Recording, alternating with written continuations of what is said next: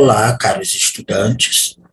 Nessa videoaula, nós iremos tratar sobre a filosofia contemporânea, entendendo a filosofia contemporânea discutida em dois momentos, né, a saber, no século XIX e no século XX. Bom, primeiro vamos tratar da filosofia do século XX, né, filosofia contemporânea no século XX. Mas antes de qualquer coisa, a gente precisa fazer um resgate histórico, né? Vamos entender que nós já fizemos esse resgate histórico numa outra aula, então a gente vai direto para as correntes filosóficas que se desenvolvem no período do século XX, né, que a gente chama. Então, o que nós temos aqui? Né? A princípio, a gente está entendendo que a filosofia do século XX ela vai se desenvolver, né? Ela é marcada, na verdade, por um processo de industrialização e conflitos sociais, algo que a gente já discutiu anteriormente, né? E aí, dentro dessa ideia de industrialização e conflitos sociais, nós temos a consolidação do sistema capitalista como sistema, né, de produção, a revolução industrial, as inovações tecnológicas, a exploração do trabalho humano, né, a partir dessa ideia das fábricas, aí nitidamente a divisão de duas classes sociais, a burguesia empresarial e os trabalhadores, né, tanto do campo quanto da cidade. Bom, mas isso já foi discutido anteriormente, como eu já disse. Também uma outra ideia, no sentido de contextualização desse período histórico e filosófico, é a ideia de progresso e desumanização. Né? Então, ao mesmo tempo que tudo isso, essa cientificidade, promove o progresso a partir da Revolução Industrial e a questão das máquinas e tal, isso também promove um processo de desumanização, quando o ser humano é explorado pelo próprio ser humano, por outro ser humano, né? Então, só retomando aí. Nesse sentido, a gente tem a Revolução Francesa como um movimento, né, de inserção dos indivíduos nessa questão da igualdade de direito, de solidariedade, de fraternidade, de igualdade, né? E já falamos também sobre isso. Isso vai trazer para o cenário as lutas, né, de correntes socialista, ou seja, o povo também querendo participar do poder, já que o lema da Revolução Francesa propõe isso, com a questão da igualdade, e aí a gente tem, né, um pouquinho aqui, isso, aí a gente vai ter, mais especificamente aonde eu quero chegar, que é nas correntes filosóficas que vão se desenvolver na contemporaneidade, né? Então, a gente vai ter o romantismo, nós vamos ter o idealismo, a gente chama de idealismo alemão, porque ele parte da Alemanha, a gente tem o positivismo de Comte, de Auguste Comte, ou Auguste Comte, alguém vai chamar assim, e o materialismo dialético de Karl Marx, tá? Então, entendendo que nós já fizemos essa contextualização, agora a gente trata mais especificamente de cada uma dessas correntes dentro do século XIX. Bom, a princípio vamos falar um pouquinho do romantismo. O romantismo vai fazer uma exaltação do indivíduo e da emoção. Também vamos partir do princípio de que já falamos alguma coisa sobre o romantismo, que é um movimento cultural, né? Não é só filosófico, ele também é cultural, ligado a essa questão da arte, né? que se propõe aí a uma expressão humana, né, a partir das paixões, dos sentimentos, dos valores do ser humano. Também traz essa ideia de sensibilidade, de subjetividade dos indivíduos, como também a ideia de nacionalismo, amor à pátria, liberdade individual, né? São, inclusive, elementos que estão postos na Revolução Francesa também. Então, o romantismo é esse momento aí, inicial do século XIX, dando abertura para um pensamento contemporâneo, como a gente fala, tá?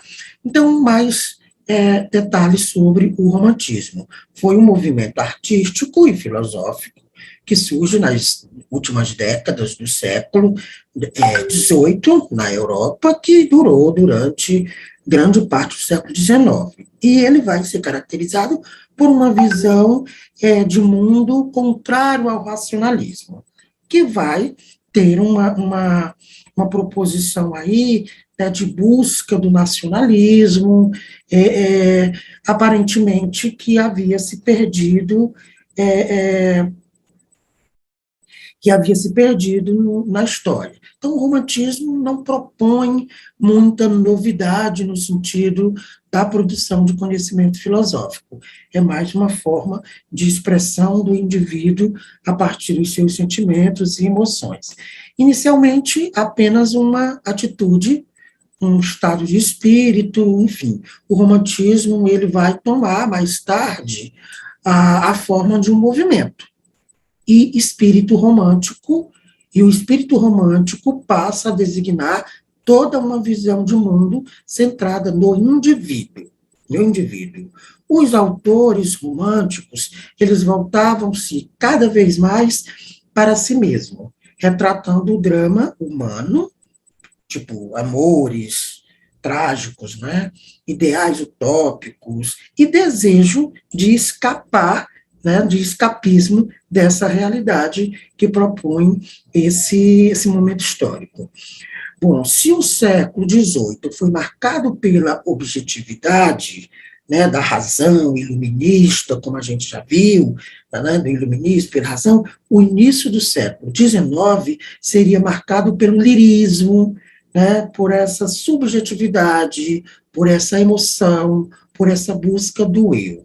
Tá? Então, é um movimento que vai dar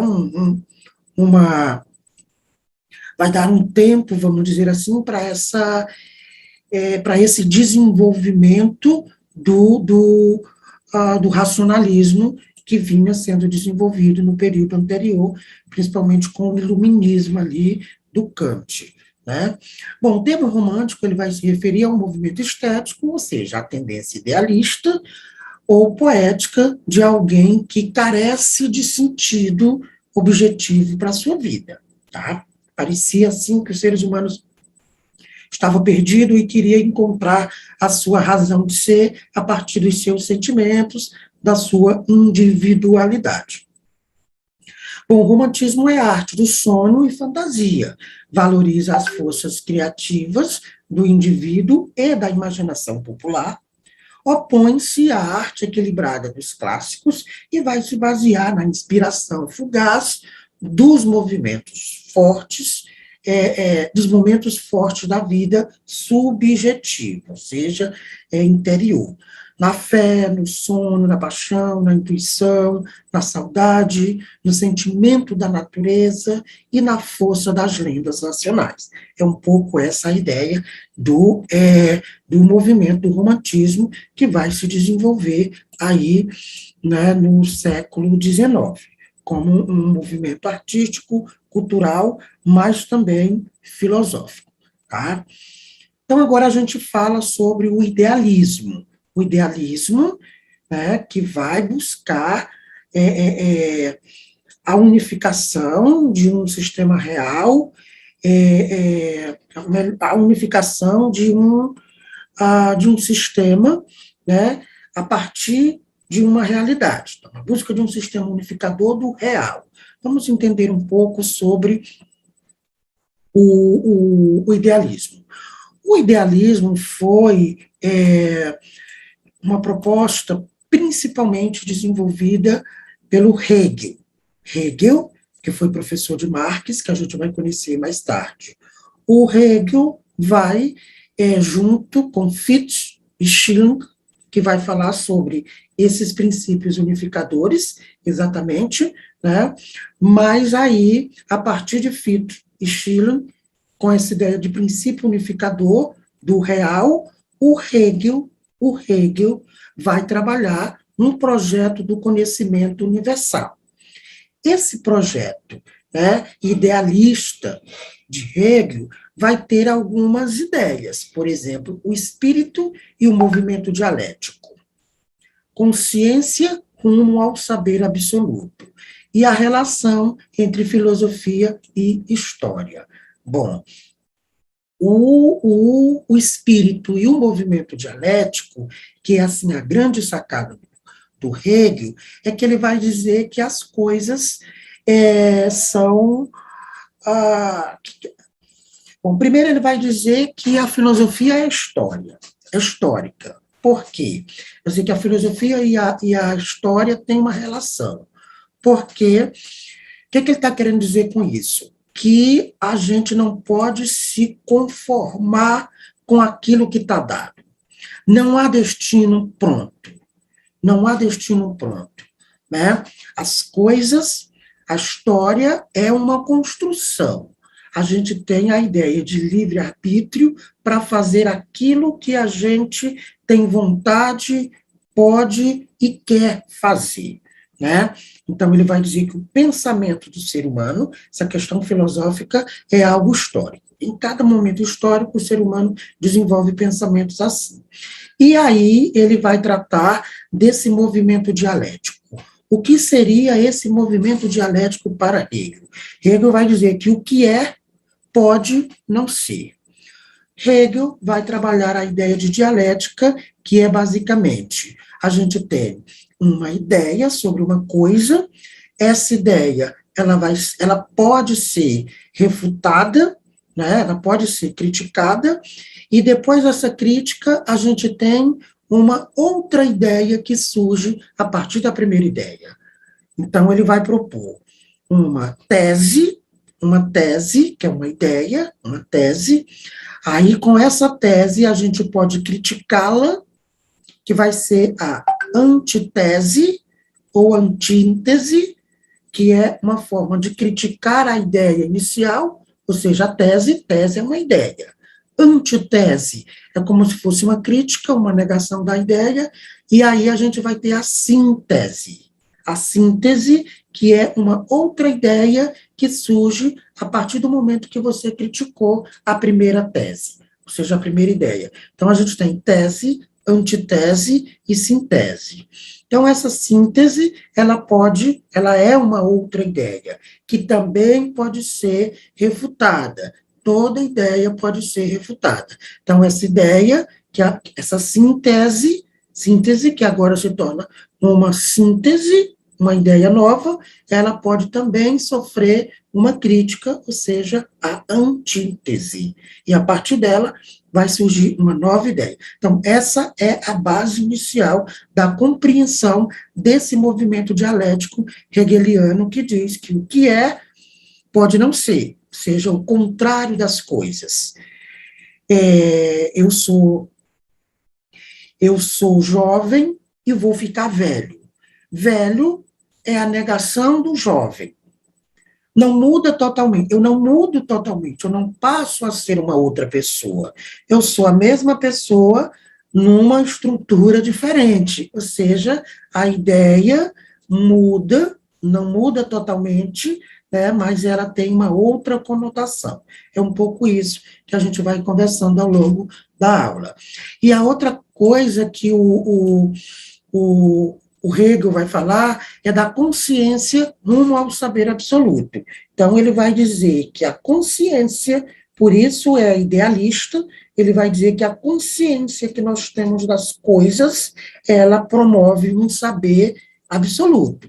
Por isso ele é idealista, que Marx, mais tarde, vai questionar. Marx vai dizer que esse saber mais absoluto, vamos dizer assim, não há saber absoluto, né? Mas esse saber, ele vai ser surgido a partir de uma realidade concreta, material.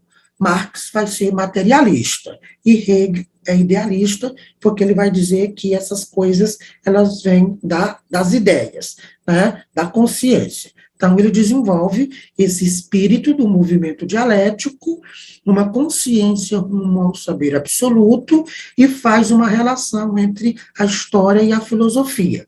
Tem aí uma proposição de texto para vocês lerem, né, com base nesse referencial teórico que eu já apresentei, onde vocês vão encontrar mais detalhes sobre essas ideias, tá?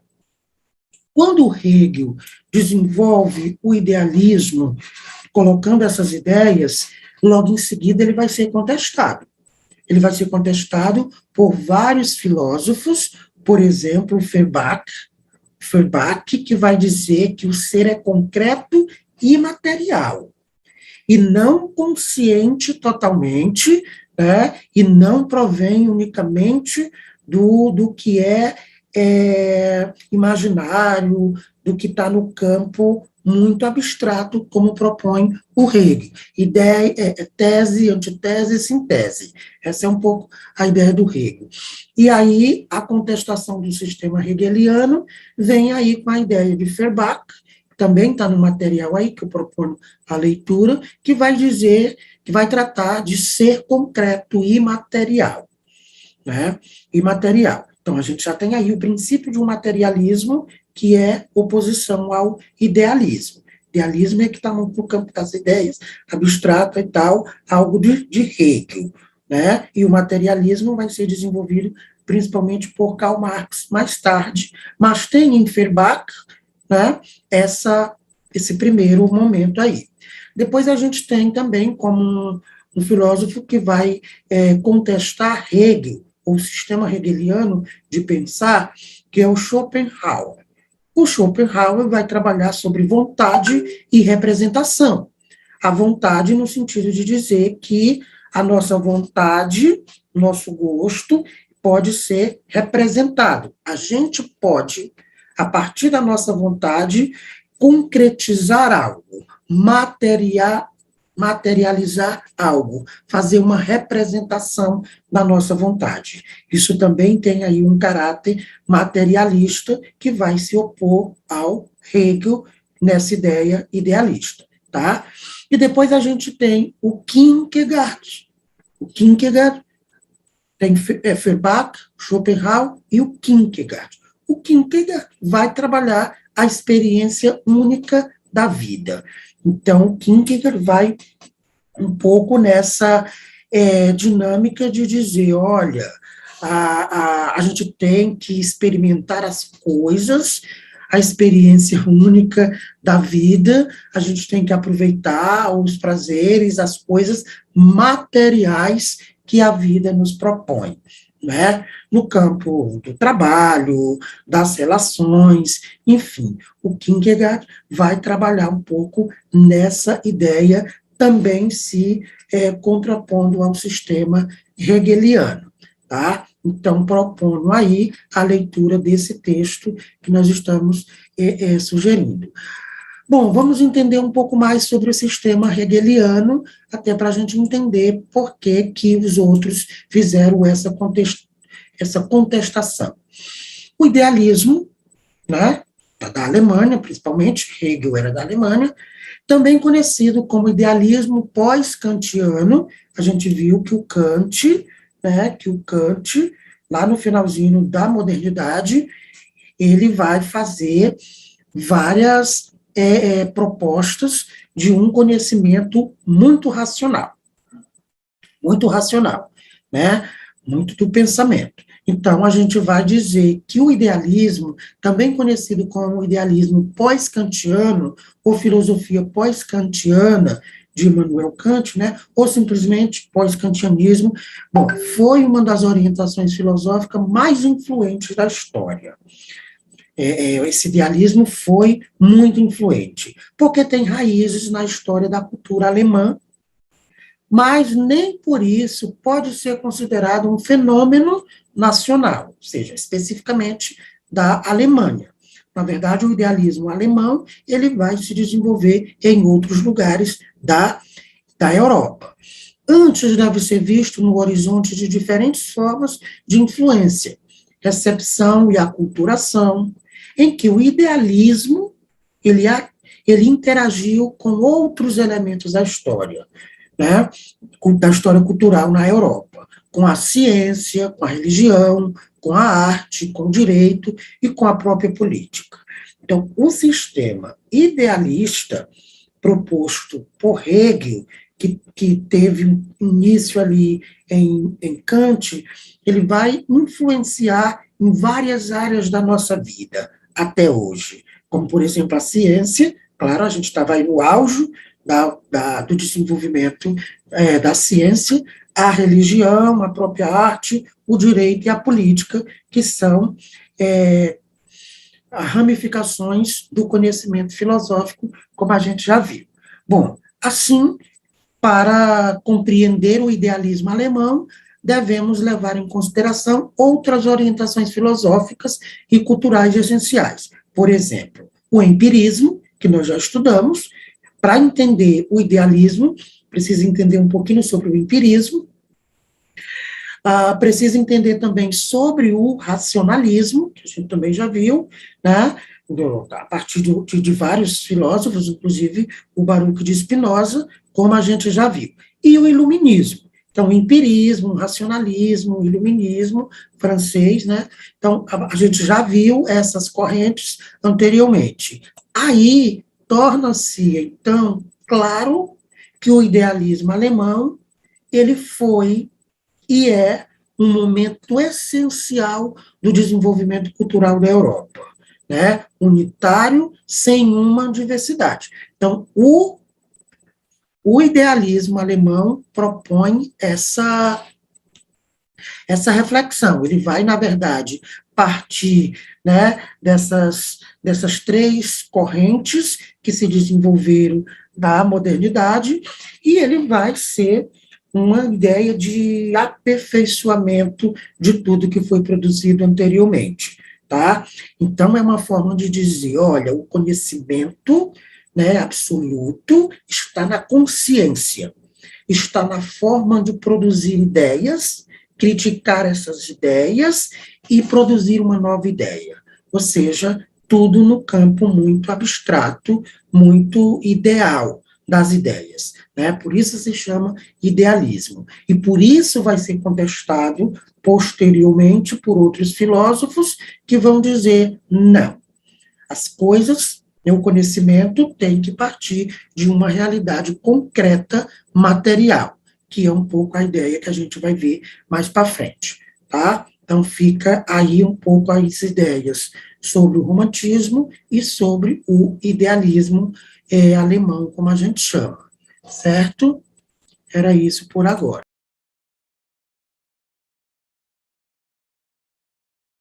Olá, estudantes.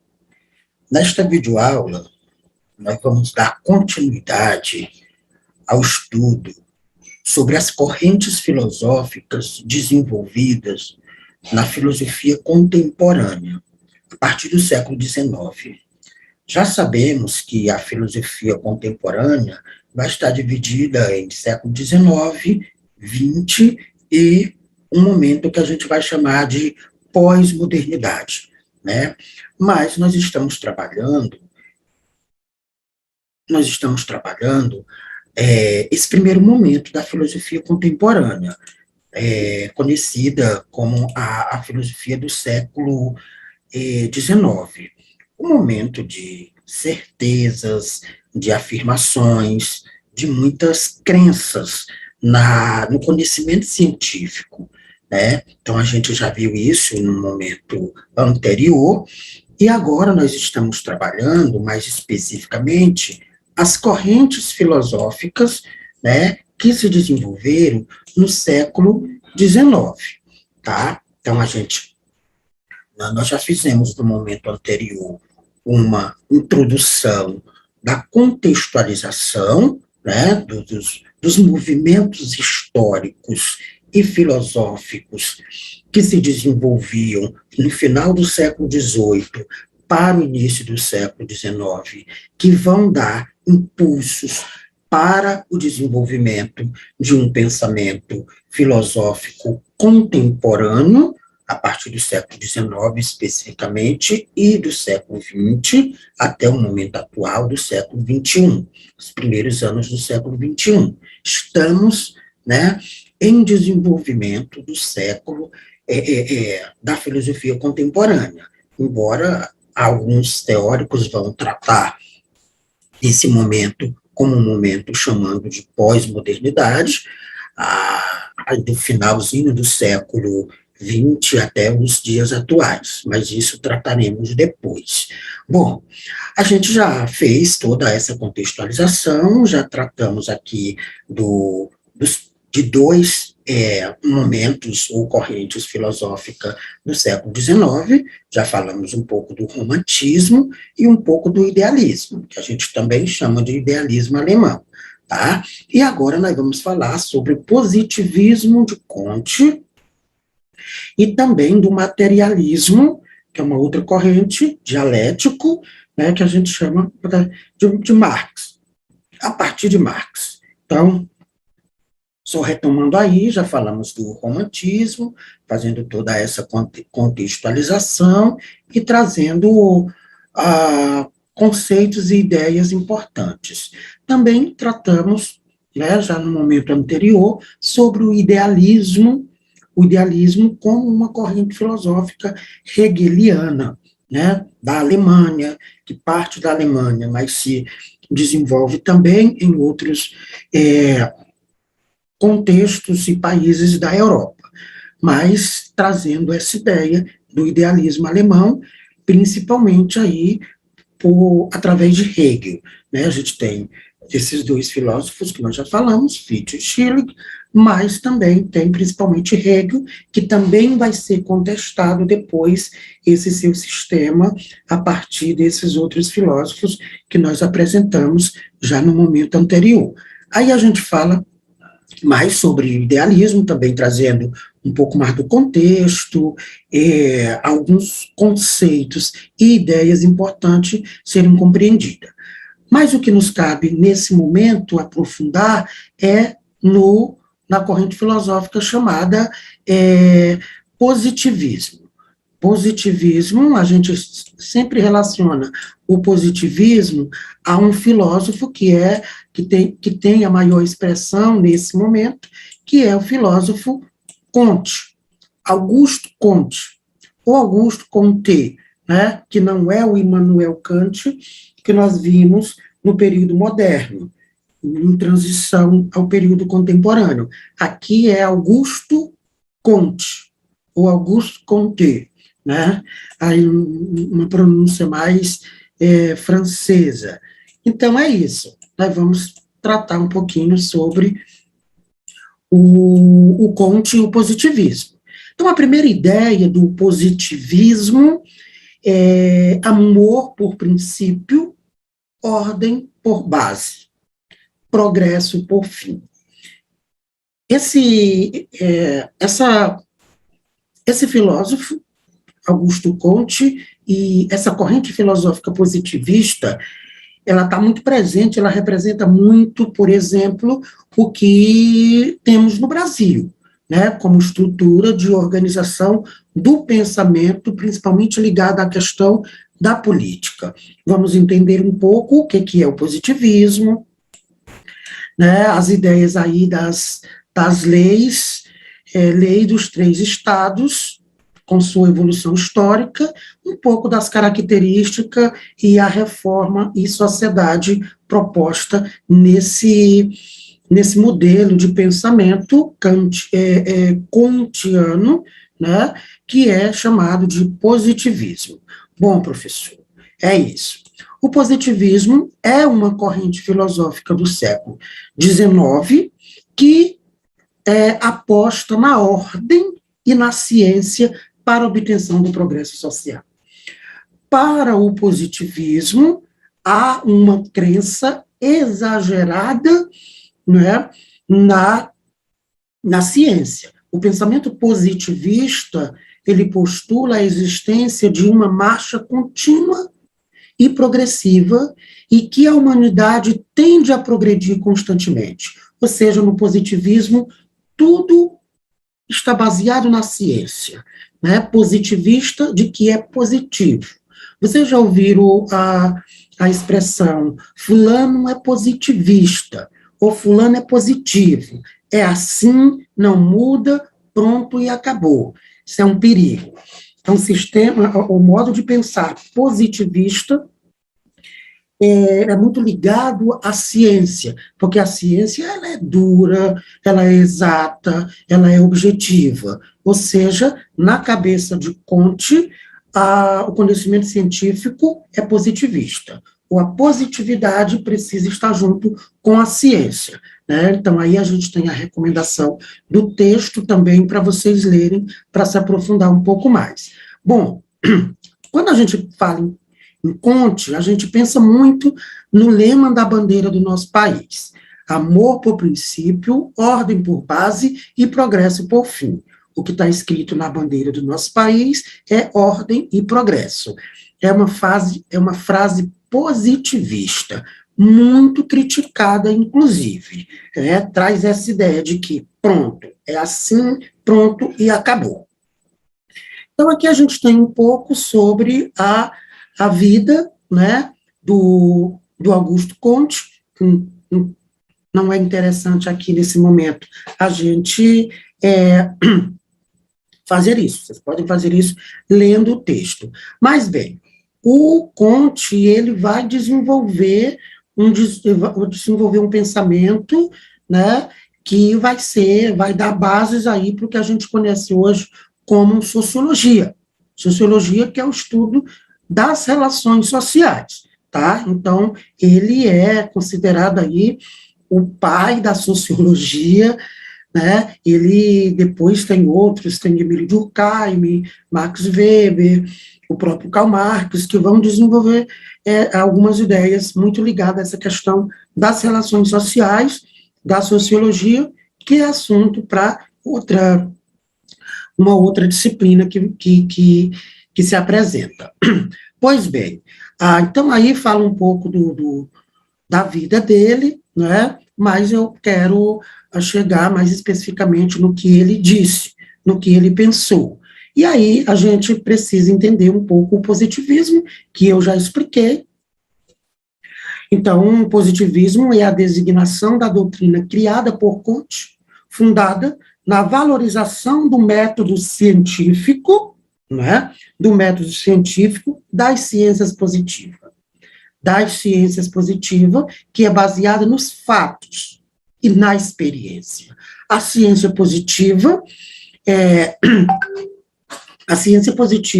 essa ciência que propõe um estudo baseado em coisas concretas, né? Factual, fato e experiência. Pronto. E para Comte, todas as relações, todas as coisas na sociedade deveria se dar a partir da cientificidade. O termo positivismo foi adotado pelo próprio Comte, definindo como matriz de sua filosofia o culto à ciência e a sacralização do método científico. Ou seja, Comte tinha uma ideia de que a ciência era a salvação da humanidade, né? O positivismo se caracteriza por um tom geral de confiança nos benefícios da industrialização que tem esse caráter científico também, como por um otimismo em relação ao progresso, né? A esse progresso que a ciência propõe, ao progresso capitalista, guiado pela técnica e pela ciência.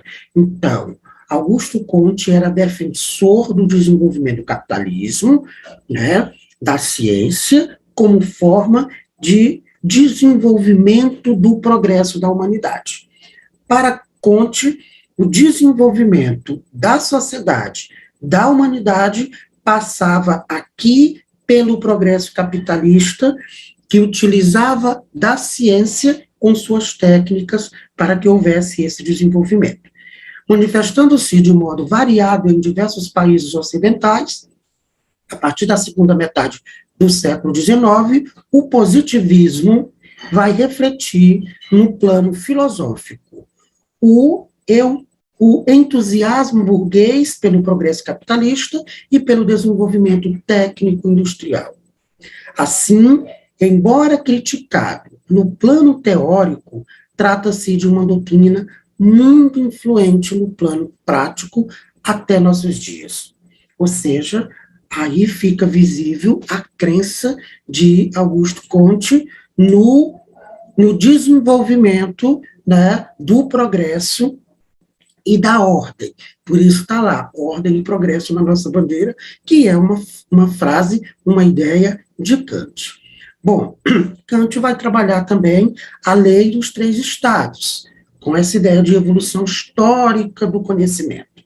Para ele, o conhecimento evoluiu, né, do ponto de vista da história, a partir do que ele chama de estado teológico ou fictício, que a gente já viu na Idade Moderna, né, na Idade Moderna, o estado teológico ou fictício, imaginário, que a gente viu na igreja, no período da modernidade, com a explicação do conhecimento, né, num estado teológico, tendo Deus no centro. Essa é a ideia aí. Depois a gente tem o estado metafísico ou abstrato, né, que ele vai dizer que, por exemplo, os filósofos contemplativos ali, com base em Sócrates, Platão e Aristóteles, era muito ligado a um conhecimento metafísico. Metafísico é que não é físico, está para além, né, da matéria, ou abstrato. Então, ele vai dizer que o conhecimento, a história do conhecimento passa por três estágios, né, esse momento do teológico, esse momento metafísico abstrato, e agora, na cabeça dele, na compreensão dele, o estado científico, ou positivista, né, que é o estágio definitivo da evolução racional da humanidade, em que, pelo uso combinado do raciocínio e da observação, do raciocínio e da observação, o ser humano passou a entender os fenômenos do mundo. Ou seja, ele vai dizer que o conhecimento tem esse processo evolutivo, tá? Que vai se dar a partir desses três estágios. Ok?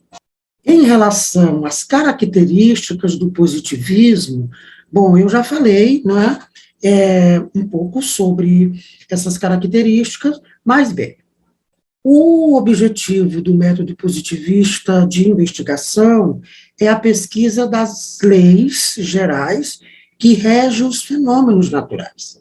Assim, o positivismo diferencia-se do empirismo puro, porque não reduz o conhecimento científico aos fatos, tá? O conhecimento científico aos fatos observados. E na elaboração de leis gerais que reside o grande ideal das ciências. Então, para Augusto Comte, na elaboração das leis científicas que o conhecimento se afirma como verdadeiro, né? Então, com base nessas leis, o homem torna-se capaz de prover os fenômenos naturais, podendo agir sobre a realidade. Ver para prever é o lema da ciência positivista. Ver para prever, tá? Então, as transformações impulsionadas pela ciência, segundo Augusto Comte, visa o progresso, visa a ciência em nome do progresso. E foi por essa confiança exacerbada que o ser humano chega a um nível de destruição da natureza e da própria humanidade, né? As transformações impulsionadas pela ciência visam o progresso. Este, porém, deve estar subordinado à ordem. Ou seja, para ter progresso, é preciso ter ordem. Por isso que dizem ordem e progresso. Então, progresso, aí só é possível ter progresso se tiver ordem. Se tiver algum movimento, né, contra, seja de desordem, não tem progresso. Ou seja, a ciência vai matar, vai destruir, vai fazer atrocidade, mas é preciso ficar quieto, porque tudo isso é em nome do progresso, tá? Então, quando a gente faz essa crítica ao que está posto na nossa bandeira, é nesse sentido, ordem e progresso é uma frase positivista, que é do Augusto Comte, e que está dizendo exatamente isso.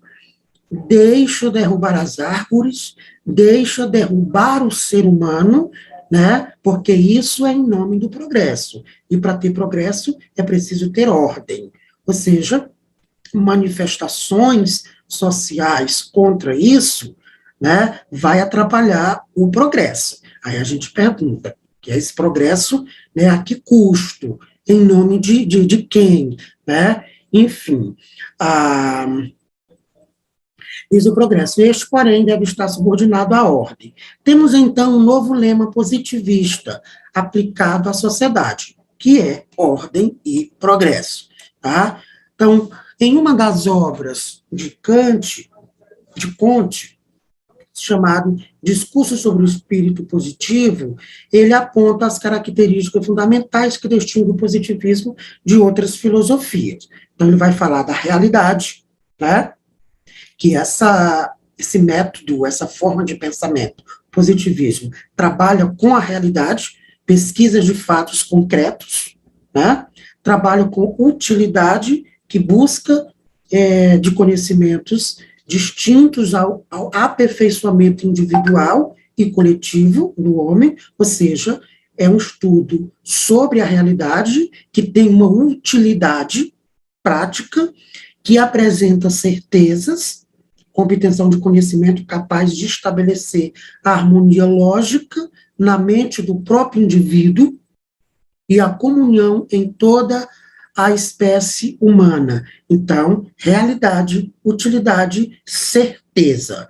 Né? Veja aí que é uma forma de pensamento extremamente ousada. E aí, por último, tem a precisão, que é o estabelecimento de conhecimento que se opõe ao que é vago, baseados em enunciados rigorosos, sem ambiguidade. É muita pretensão esse conhecimento positivista, ou seja, é a ciência. É inclusive a ciência que conhecemos hoje. A ciência que temos hoje, ela é positivista, porque ela parte de uma realidade e ela busca ter utilidade na vida prática. Ela diz que é um conhecimento absoluto, ou seja, ela tem certeza das coisas, e ela tem precisão, ela dá precisão das coisas que poderão acontecer ou que aconteceram. Então, é um conhecimento positivo. Ou seja, a ciência, ela se apresenta como positivista, factual, fria, né, calculista, exata e objetiva. Essa é a nossa ciência, que, por um lado, é muito bom a gente ter um conhecimento apurado, organizado, a partir de uma realidade que tem uma utilidade, que dá certeza sobre as coisas, tem precisão sobre aquilo que diz, isso é muito importante, né, para a humanidade. Em que ponto nós chegamos no desenvolvimento do pensamento humano, né? Que pena que essa utilização desse conhecimento, ele passa por um viés não muito humanitário, né? Então, a gente tem aqui, ainda tem a organização, além da precisão, a organização que organiza esses conhecimentos, e tem a relatividade, pode relativizar esse conhecimento, dependendo aí das teorias que estão sendo analisada, ou seja, à luz de que teoria estamos analisando esses fatos científicos. E aí propõe uma reforma da sociedade, né? O positivismo é extremamente grandioso, ousado, ele propõe uma reforma da sociedade. Um dos temas centrais da obra filosófica de Comte é a necessidade de uma reorganização completa da sociedade. O Augusto Comte vai dizer, é preciso mudar as estruturas da sociedade. Nessa tarefa, ele próprio pretendeu desempenhar o papel de um reformador universal. Veja que Augusto Comte é ousado, ele mesmo se coloca como um reformador dessa sociedade, encarregado de instituir a ordem de uma maneira soberana. Então, a filosofia positiva de Comte, ele vai dizer isso, né, nessa obra dele. Bom, essa reconstrução da sociedade consiste em quê? Para Comte, na regeneração das opiniões, ou seja, os indivíduos têm que regenerar as suas ideias, os seus costumes, as suas ações. Tratava-se, portanto, de uma reestruturação intelectual das pessoas, e não de uma nova revolução nas instituições sociais. Ou seja, ele propõe, né, uma mudança na forma de pensamento das pessoas. Então, para Augusto Comte, o que está errado não é a sociedade, a forma como ela vem se desenvolvendo. O que está errado é a forma como o indivíduo está percebendo isso. E aí ele propõe uma reforma, uma reestruturação intelectual. Ou seja, a gente precisa mudar a forma de pensar para aceitar essa ordem e esse progresso em nome da cientificidade, que faz todas essas atrocidades que nós já falamos. Então, esse é, de modo geral, o pensamento do Augusto Comte. Então, aí o Augusto Comte restabelece essa proposta para organizar a sociedade industrial capitalista. Ele é a favor de uma sociedade extremamente científica, industrial, capitalista, né? Então, ele vai sofrer duras críticas por ter dito isso. Claro, né? Bastante ousado. E para terminar aqui, a gente vai tratar, né, que nos últimos 15 anos da vida dele, ele decidiu criar uma nova seita religiosa, denominada Religião da Humanidade, tá? E aí tem um pouquinho mais sobre ele, para a gente ir entendendo, certo? Então, aqui tem algumas curiosidades sobre ele, saber para prever a fim de poder. Essa é a frase que a gente finaliza aqui, esse pensamento do Augusto Comte e o positivismo, ok?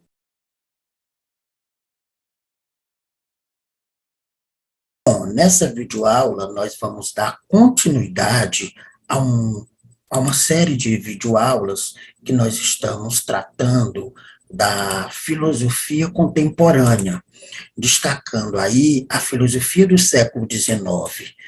Já falamos em outros momentos sobre a filosofia contemporânea, né, do século XIX, destacando essa distinção entre a filosofia do século XIX e a do século XX, tendo o século XIX como uma era de certezas, de afirmações e de crença exacerbada, inclusive, na potencialidade científica.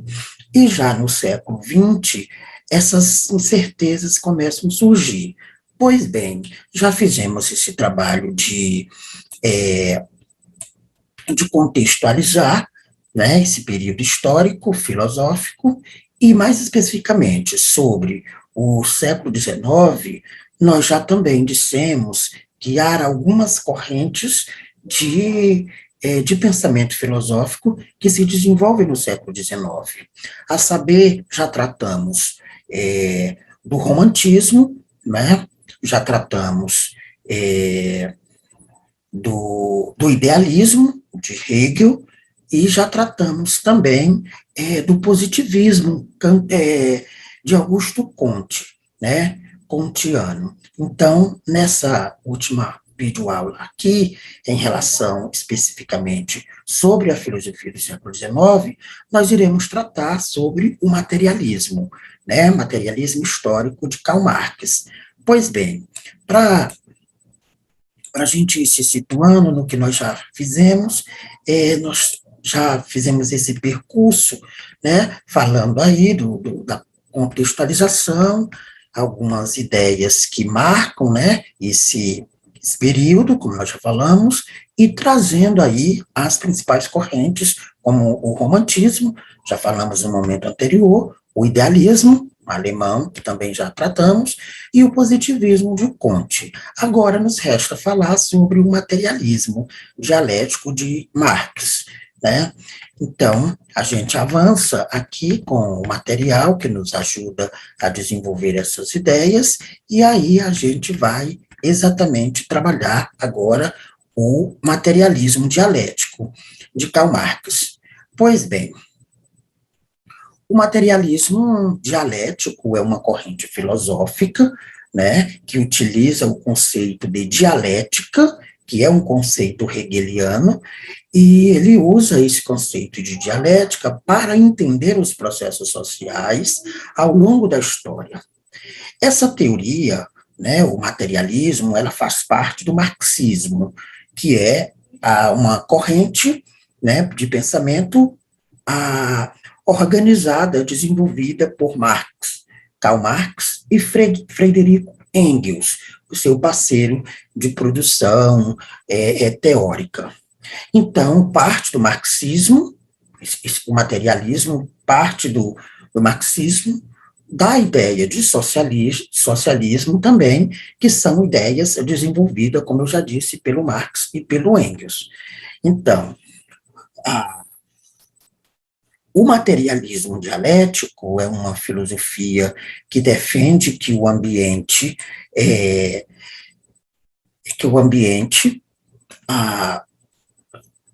o organismo e os fenômenos físicos, eles tanto modelam animais irracionais e racionais, sua sociedade e cultura, quanto são modelados por eles. Ou seja, que a matéria está em relação dialética com o psicológico e com o social.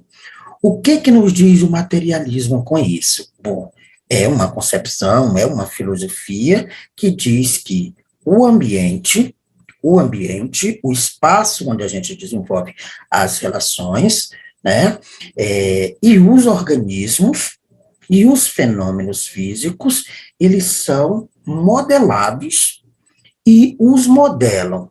Ou seja, o ser humano pode mudar o ambiente, mudar os fenômenos e, ao mesmo tempo, pode ser modificado por eles.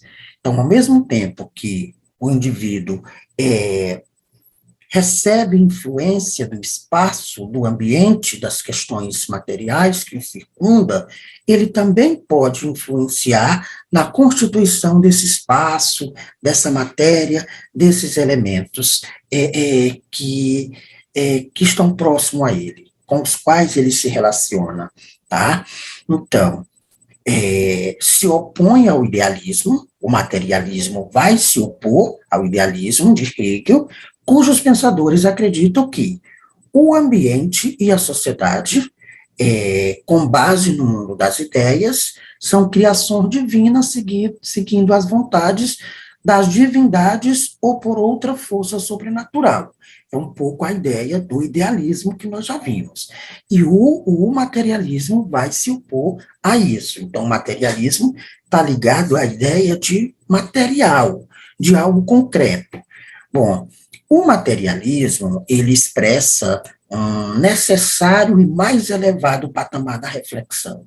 É uma das correntes filosóficas contemporânea, atual, e que tem grandes influências no pensamento do ser humano, né, contemporâneo, atual. Então, o materialismo influencia muito, inclusive, no sistema de organização político e social.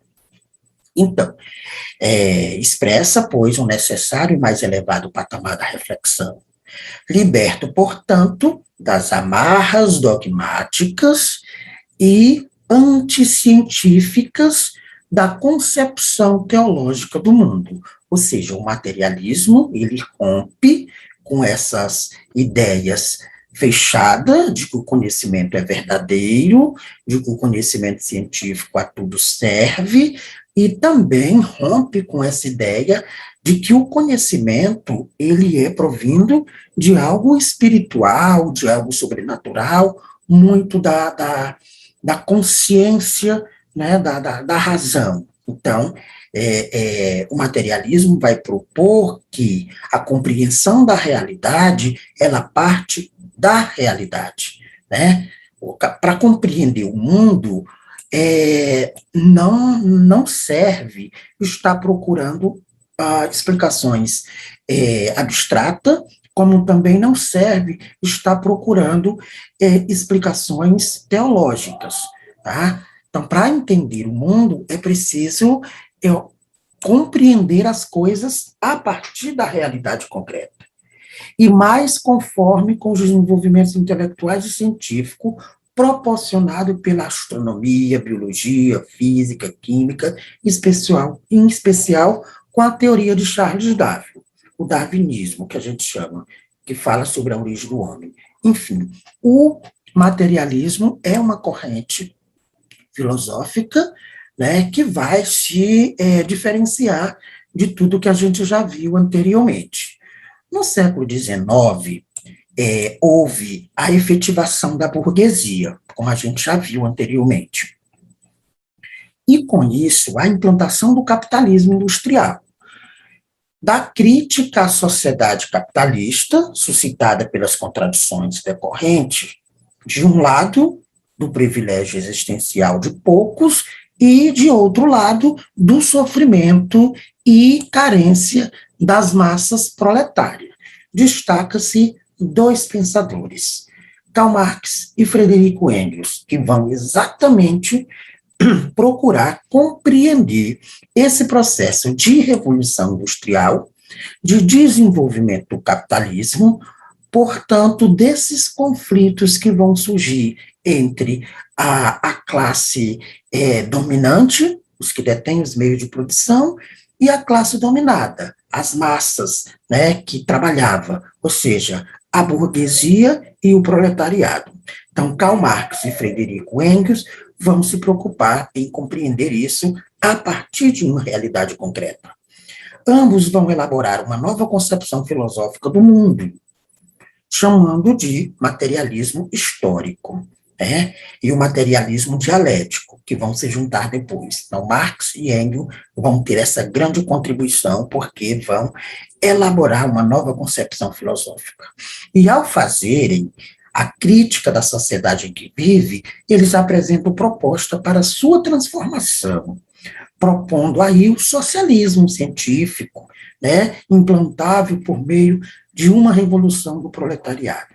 Então, Marx e Engels propõem a substituição do sistema capitalista por um sistema que eles vão chamar de socialismo, um socialismo científico. Quer dizer, científico no sentido de afirmar que, do ponto de vista histórico, o que os seus estudos vão comprovar é que o capitalismo é um sistema opressor. Logo, do ponto de vista científico, é necessário que se construa uma outra forma de relações de produção, portanto, de relações sociais, né, que ele vai chamar de o socialismo científico. Então, aqui a gente tem algumas ideias bem gerais sobre o pensamento de Karl Marx, Frederico Engels. Eles vão fazer uma crítica ao idealismo hegeliano, ou seja, o materialismo histórico, dialético de Marx, é uma crítica, né, direta ao sistema hegeliano, né, a crítica ao idealismo de Hegel. Também, o idealismo tem uma visão materialista da história, como nós já dissemos, né, tenta compreender a história a partir do que é real, do que é concreto, do que é material. né? Tem uma visão materialista da história, não se prende a algo puramente abstrato ou metafísico, não. É uma visão materialista da história, e eles vão tentar compreender como é que o ser humano desenvolve o seu pensamento a partir da realidade concreta da história. E aí Marx vai trabalhar alguns conceitos, como, por exemplo, capital e trabalho, entendendo capital como a mercadoria que se torna dinheiro. Capital necessariamente não é dinheiro, mas é algo que se torna dinheiro, né? Então, no sistema capitalista, a gente pensa em dinheiro. Dinheiro também, mas principalmente a ideia de mercadoria, de consumo, e isso se dá a partir do trabalho. A gente vai ver daqui a pouquinho. E aí tem a dialética marxista, que é uma dialética diferente da de Hegel. Hegel propõe uma dialética muito no campo abstrato, e Marx vai propor uma dialética no campo material, né, da construção, da interpretação a partir do que é concreto, tá? Então, Marx também vai desenvolver o conceito de modos de produção, que a gente já viu, os modos de produção primitivo, escravista, feudalista, e, por último, que é exatamente o que Marx vai criticar, que é o modo de produção capitalista. Dentro do modo de produção capitalista, a gente tem as forças produtivas. E aí Marx vai falar das forças produtivas. E tudo isso vai gerar o quê? Lutas de classes. A gente vai ter, já definido anteriormente, duas classes sociais, muito nitidamente resolvida, né? Que é o proletariado, quem trabalha, quem vende a força de trabalho, e a burguesia empresarial, os latifúndios, os políticos, quem detém os meios de produção, quem detém os modos de produção. Então, de um lado, a gente tem os modos de produção, do outro, a gente tem a força de trabalho. Então, por isso, a gente vai ter aí uma luta entre as classes, tá? Então, aqui um pouco mais, para a gente entender o materialismo, né? O ser humano é histórico e social. Marx vai dizer isso assim com muita propriedade, que o ser humano ele é histórico e ele é social, porque ele é histórico, porque ele faz história. O ser humano faz história. No momento atual que fazemos alguma coisa, nós estamos fazendo história. Ele é histórico e social, porque ele é histórico, porque ele constrói a história. A sua própria história, a história dos outros. A gente vai construindo história no nosso tempo. Não podemos mais entender história como algo somente do passado. A história se faz hoje, se faz agora. E a minha história, ela precisa ser feita por mim, né? Ele é histórico e social. A realidade social, ela precisa ser construída a cada dia. Ela é construída a cada dia. E ela é construída pelo ser humano. E nós, eu na qualidade de ser humano, tenho esse dever histórico e social de me construir e construindo aos outros. Nesse sentido, a gente tem aí algumas ideias sobre a vida de Marx, que aí vocês podem ler o material, e eu até faço referência aí, aonde vocês podem ler esse texto um pouco sobre a biografia do Marx, que não vamos fazer essa leitura aqui agora. Então, o Marx, como eu já disse, ele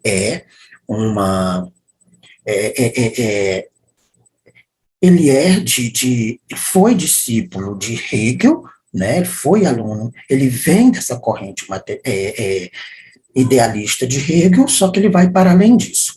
Por isso ele ficou conhecido, ele e outros seguidores, como hegelianos de esquerda. Por que hegelianos? Porque eram discípulos de Hegel, e de esquerda porque se contrapõem ao pensamento de Hegel em relação à dialética e tal. Então, Marx é um hegeliano de esquerda. E outros que seguiram Hegel, tal como ele orientava, foram chamados na história de hegelianos de direita. Pois bem, aqui temos um pouco mais sobre Marx, né? Passou a trabalhar, então, em diversos jornais, e foi perseguido muito, porque ele fazia muitas críticas ao sistema capitalista. Então, Marx vai de um país a outro, né? Procurando exílio, né? Porque Marx passou por alguns jornais, por alguns trabalhos, e escrevia, e sempre no sentido de criticar o sistema capitalista. E aí, e propor um sistema socialista.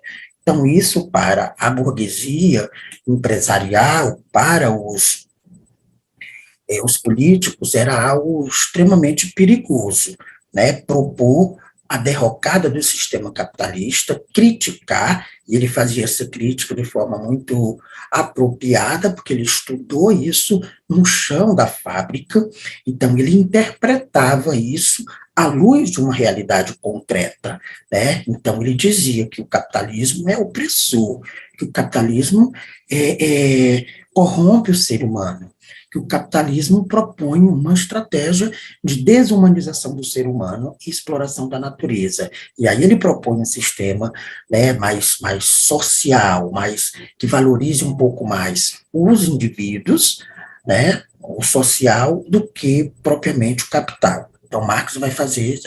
E aí, Marx vai fazer também a crítica ao idealismo de Hegel, que nós já falamos, né? E aí, nessas críticas que Marx vai fazer a Hegel, ele vai propor uma nova forma de pensar de pensar a dialética, né? Então, a dialética marxista, ela é diferente um pouquinho da dialética de Hegel, porque Marx fez uma crítica radical ao idealismo hegeliano, no qual afirmava que Hegel inverte a relação entre o que é determinante e a realidade material. Viu? Então, Hegel, na concepção de Marx, ele interpretava diferente. E o que é determinado? Então, as representações e conceitos acerca dessa realidade.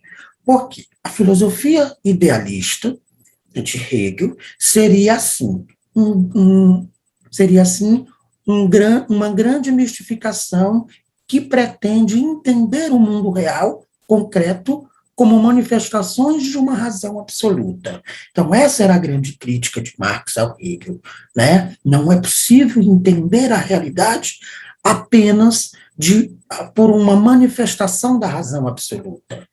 Então, Marx propõe uma interpretação da realidade a partir da realidade. E aí ele vai falar disso em um livro que se chama Ideologia Alemã. Ideologia Alemã é um livro clássico do Marx, onde ele vai propor um pouco essa contradição aí do sistema dialético de Hegel para o sistema, para a sua forma de interpretar a realidade, né? Então, aqui a gente tem uma visão materialista da história, que eu já expliquei. Para o Marx, não há destino pronto e acabado. O ser humano é sujeito da sua história, e o ser humano precisa saber disso. O ser humano não pode se compreender como um objeto da história. Um objeto é aquele que sofre uma ação, e o sujeito é aquele que pratica a ação. Então, Marx vai dizer que o ser humano, o sistema materialista, o Marx, propõe que o ser humano seja sujeito da história. Por isso, ele tem uma visão materialista da história, que a história não pode ser interpretada à luz de ideias, que o materialismo propõe uma interpretação da realidade a partir da realidade, tendo o sujeito, ou sendo o sujeito protagonista da sua própria formação. E para o indivíduo se tornar sujeito da sua própria história, é preciso ele ter consciência de que o modo de produção a qual ele está inserido é quem determina as suas condições de vida, as suas relações, inclusive a sua forma de pensar. Ou seja, Marx está dizendo que o sistema capitalista se estruturou para fazer a gente pensar do jeito que ele quer que a gente pense, que a gente viva do jeito que ele quer que a gente viva, ou seja, nos tornando o objeto da história e não sujeito. Daí o sistema, daí o modo de produção capitalista ser considerado, né, manipulador, opressor, excludente, degradador da humanidade, por conta dessa reflexão que Marx faz, tá? E aí, como nós já falamos, Marx trabalha o conceito de capital-trabalho, né, compreende-se aí a importância que Marx deu à análise sobre o trabalho. Marx desenvolve todos os seus estudos a partir de uma categoria de análise que é o trabalho e o capital, né? Então, conforme procurando mostrar no capítulo anterior, o Marx, ele reconhece o trabalho como uma atividade fundamental do ser humano. Para Marx, o trabalho é necessário ao ser humano, porque é a partir do trabalho que o ser humano se humaniza na relação com a natureza e na relação com o outro. Agora, quando esse trabalho se torna uma atividade massacrante e alienante, que é o que acontece no capitalismo, esse trabalho desumaniza. Esse trabalho desumaniza o ser humano. Ou seja, a função do trabalho no sistema capitalista não é humanizar o ser humano, e sim desumanizar, quando ele é posto numa situação em que ele tem que trabalhar o tempo inteiro. E tudo se torna mercadoria. Mercadoria é aquilo que vai para o mercado, no espaço de compra e venda, e é atribuído um valor de compra e venda, né? Essa demonstração se desenvolve em vários textos, mas de forma mais rigorosa em um livro do Marx que se chama O Capital, né? Nesse livro, ele expõe a lógica do mundo de produção capitalista e faz aí uma boa reflexão para a gente entender como é que o capital e o trabalho interferem na vida do ser humano, tanto de quem tem, né, as condições de produção, como de quem tem a força de trabalho, né? Então, é nisso que consiste a filosofia marxista. Então, a gente vai chamar aí da dialética marxista, que eu já expliquei. Então, Marx também entende o desenvolvimento histórico-social como decorrente das transformações ocorridas no modo de produção, ou seja, o Marx vai dizer que o ser humano vai se transformando, vai mudando a sua forma de viver, portanto, a sua forma de pensar, dependendo do modo de produção a qual ele vive. Então, se nós estamos vivendo no modo de produção capitalista, a gente vai pensar de determinada forma. E aí o capitalismo impõe uma condição, que é uma condição desumanizante também, que é a ideia de produção de mercadoria. O capitalismo produz mercadoria, cria mercadoria, e criar necessidade nas pessoas de termos essa mercadoria. Então, aí tem a ideia do consumismo exacerbado, que é um desvio, né, da formação contemporânea do ser humano. Nossa, por exemplo, né? Então, Marx vai fazer essa reflexão aí, pensando um pouco sobre capital e trabalho, tá? Então, aí tem mais informações no texto que sugiro que vocês continuem a leitura, né? Então, aqui os modos de produção e as forças produtivas que eu falava, para a gente entender um pouco mais, o modo de produção é exatamente a maneira como se organiza a produção material das coisas, em dado estágio de desenvolvimento social. Ou seja, o modo de produção hoje é o capitalismo. Essa maneira depende do desenvolvimento das forças produtivas. E o que são as forças produtivas, professor? A força de trabalho humano. E os meios de produção, por exemplo, as máquinas, as ferramentas, tal. E da forma das relações de produção. Então, um modo de produção, ele vai determinar as forças produtivas, as relações de produção, como tudo isso vai acontecer.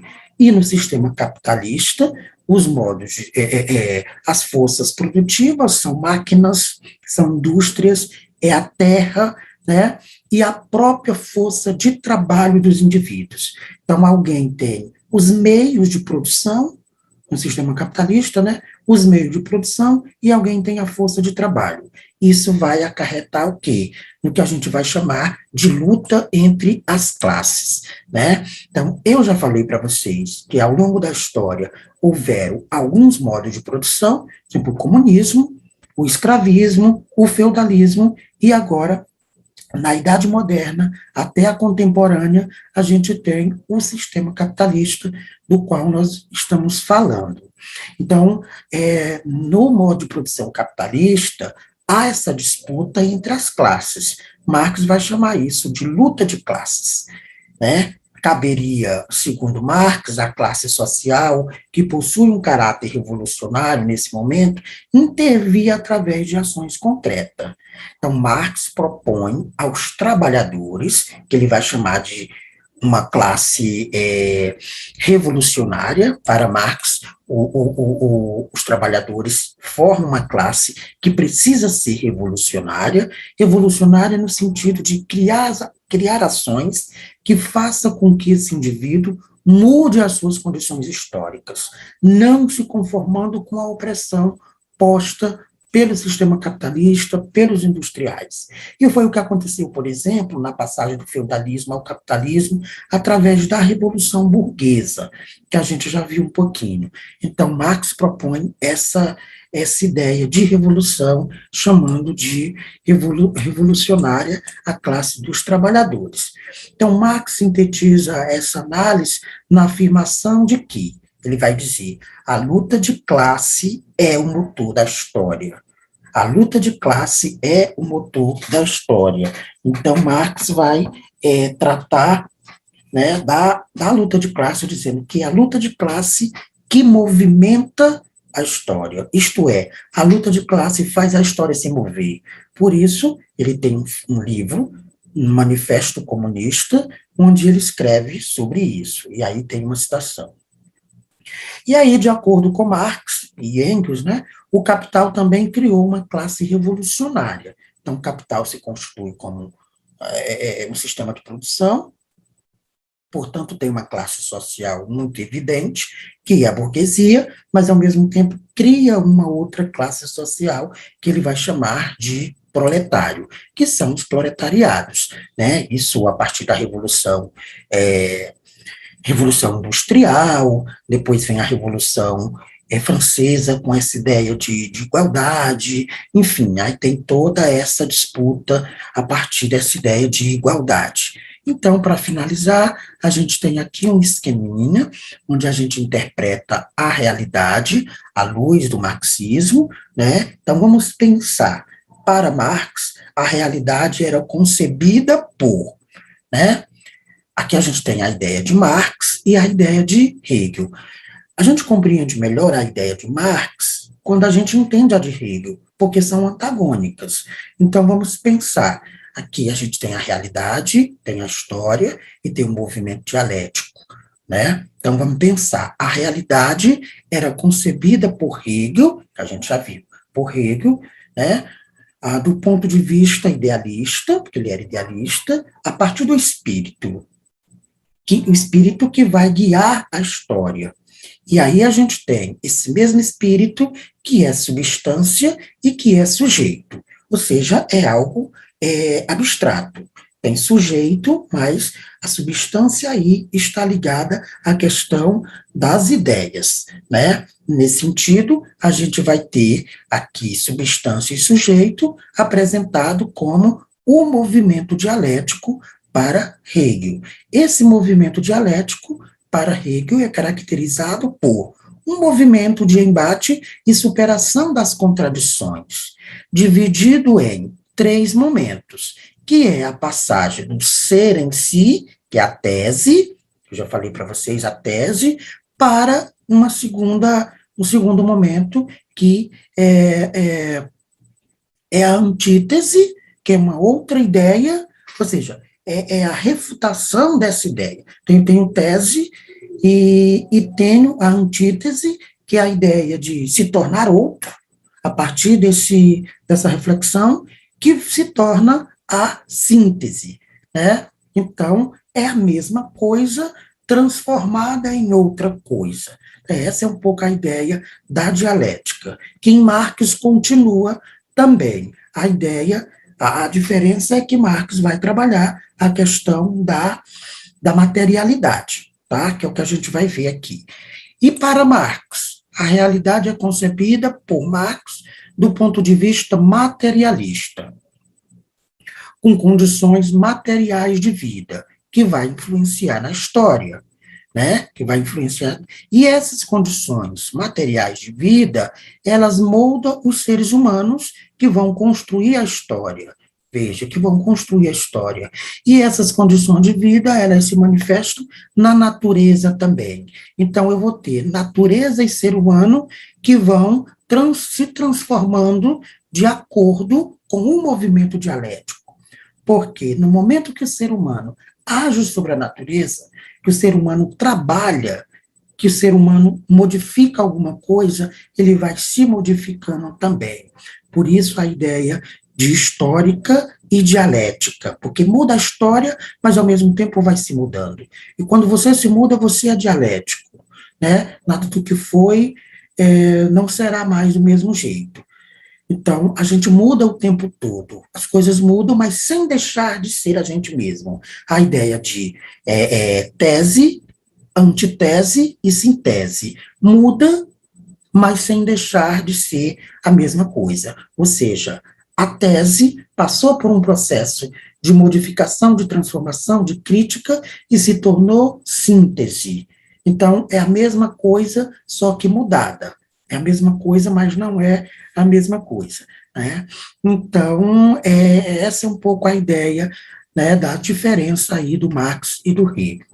E, para finalizar, o Marx consegue influenciar, como eu falei para vocês, depois que Marx, né, se vai, depois que Marx morre, as suas teorias conseguem influenciar de forma grandiosa em muitos países, e ainda hoje. Não sei se vocês já ouviram a expressão, eu sou marxista. Então, as pessoas têm receio de quem é marxista, porque tem toda essa carga revolucionária aí, e Marx conseguiu influenciar, né?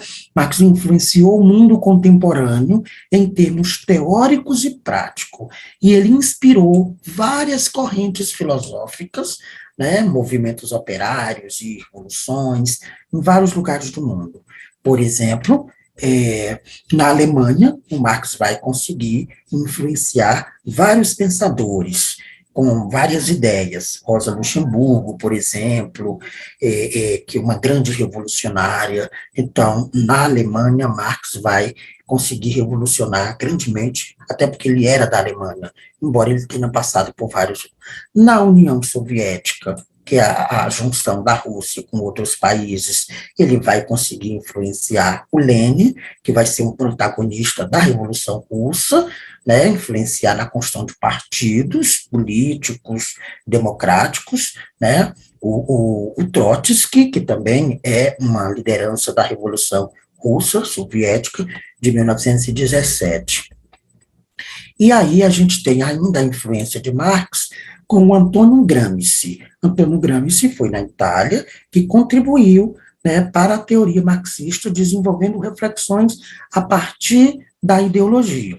Então, esses pensadores que foram influenciados por Marx, eles não só foram influenciados, pegavam os estudos de Marx e contribuía fazendo interpretações no seu tempo histórico, no seu momento, na sua conjuntura política onde estava. Na Hungria, por exemplo, Marx contribui bastante com ideias, né, e com propostas de ações a partir de Lukács, que é um filósofo que a gente estuda pouco, porque ele vai mais nessa linha política, né? Então, Marx consegue influenciar muita gente em vários lugares, entre outros nomes que vão depois, que a gente vai ver agora no próximo momento, no século XX, o que a gente vai chamar de Escola de Frankfurt, na Alemanha. Então, alguns estudiosos de Marx vão desenvolver já final do século XX até agora, ainda há né, os filósofos frankfurtianos. Frankfurt é um local, uma cidade da Alemanha, onde tem uma instituição, e fundaram lá um instituto que estuda as ideias de Marx. E aí a gente tem vários filósofos, por exemplo, Eric Hobsbawm, Steve Mesarius, tem vários filósofos que a gente estuda e que são influenciados por Marx e que abriram a escola de Frankfurt, que é um grupo de pensadores que vão pensar a partir de Marx. Tá? Então, na França, por exemplo, ele contribuiu com Althusser, que vai fazer críticas duras também ao sistema capitalista, a partir da França. Enfim, a gente tem aí a grande contribuição. E, para finalizar, a gente tem aqui os tópicos todos que nós estudamos nessa filosofia contemporânea do século XIX. O romantismo, do qual já tratamos, o idealismo, né, de Hegel, a contestação dos filósofos a partir do sistema de Hegel. Depois vimos o positivismo de Comte, assim, fazendo também as críticas, e agora, por último, o materialismo de Marx, com a ideia da dialética marxista e com as concepções que Marx tem sobre a história, tá? Então, a gente finaliza por aqui essa série de aulas sobre a filosofia contemporânea, o século XIX. A gente continua com a filosofia contemporânea, mas analisando o cenário já do século XX. Ok?